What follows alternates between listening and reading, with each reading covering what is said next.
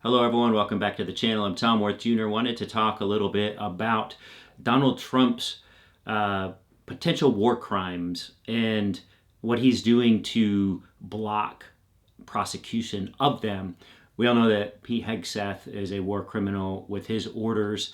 It's just a matter of time before he is held accountable for that. It's not going to be by the Trump administration. I believe it would have to happen after Trump is out of office. But, you know, the pesky thing about these war crimes is that they tend to follow you around. They tend to not go away. People tend not to forget about them. So once Trump is out of office, Pete Hegseth would lose whatever protection he has. Sure, Donald Trump could do a preemptive pardoning of his crimes, but that wouldn't protect him from the international criminal court. And this is where it gets interesting. This is where Vladimir Putin, he is a war criminal for, I mean, just what's been going on in Ukraine. It's just a tip of the iceberg with Putin.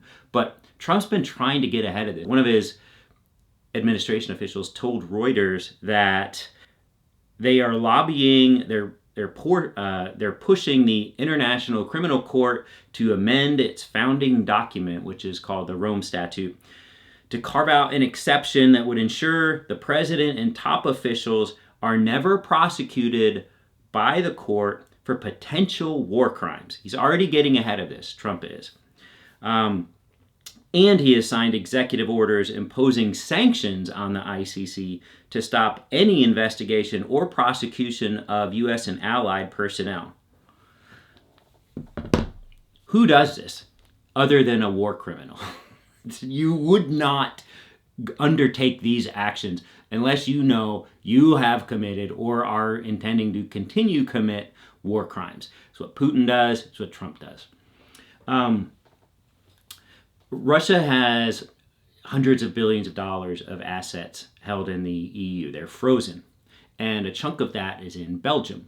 And the Belgians have been blocking the seizure of those assets to be used for the defense of Ukraine. They would just give it to Ukraine to pay for their defense from Russia, which is amazing. And this is something that this guy named Bill Browder has been talking about. You need to look him up. I've talked about him on the channel a number of times, especially earlier in the year when I first became aware of this through him. But the Belgians have been blocking the seizure of these Russian assets that are frozen in the EU. Not all of it is in Belgium, but a chunk of it is. The Belgians are supposedly scared off by the Russian threat of filing charges. I guess in this international criminal court. I'm not sure where these charges would be filed. Would they be filed in Belgium, in Germany, to get the assets held in Germany, which are a lot? France, like, who's Putin going to send his lawyers to say, okay, you're freezing our assets as part of these sanctions against us, which were imposed on us for invading another country. And we think that's illegal. And we think you guys should be held to the highest legal standards here while we continue to pursue our war crimes. I don't think that's going to fly. Do the Belgians think that's going to fly? I don't think so. This is what's the real head scratcher the last few weeks with the Belgians putting up a roadblock to this. This is something that European nations want to happen by the end of the year. Bill Browder thinks it's going to happen next Thursday. He's pretty plugged in. He's the one that uncovered a lot of Russian corruption early on in Putin's presidency. He's just all over this stuff. He's banging this drum, and he is a guy you need to pay attention to. And he is a guy that I've paid attention to for a while now.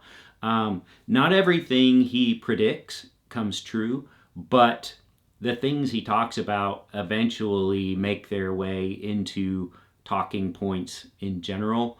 And in this case, this is something that I heard him talking about earlier this year a number of times, and I had some videos talking about this. And here we are at the end of this year, and it might actually happen.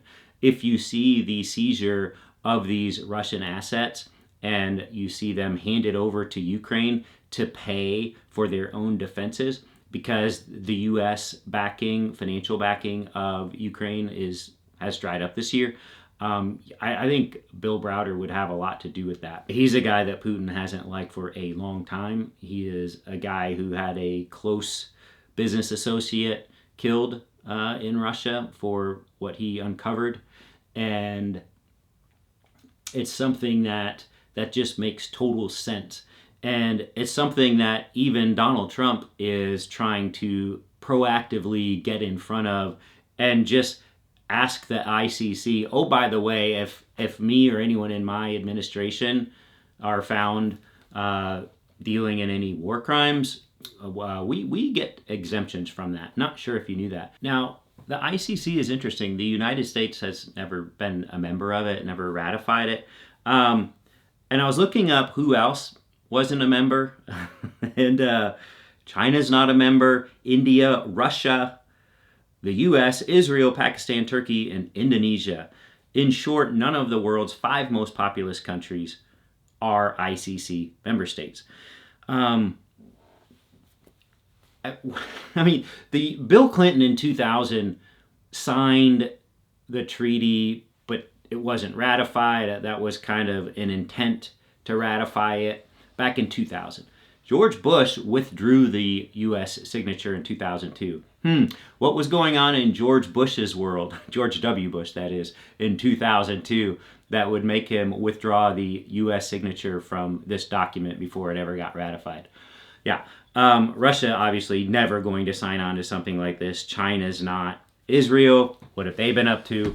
I love how Israel fights back in an impossible situation. They are tiny. They are surrounded by adversaries who do not want them to exist. And it is truly impressive how they continue to exist. I don't think that excuses war crimes. I don't think that excuses crimes against humanity. Israelis should know this very well. Why you wouldn't want crimes against humanity, why you wouldn't want war crimes to be committed in any conflict. And yet here we are with Netanyahu. The legal system is after him and has been for a while. And much like Donald Trump, the only way he can avoid staying out of trouble is by clinging to the presidency in Donald Trump's case. And clinging to the leadership of Israel in Netanyahu's case.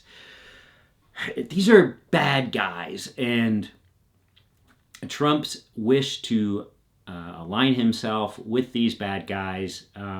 We've always aligned ourselves with Israel, but with Xi and with Putin especially, and with Orban and Hungary, this is just what cannot happen. And I love the world banding together, the democratic world banding together and trying to hold people to account where they can. They can't always do it, and I don't know how much teeth the ICC really has, but Trump seems to think that it does have some import.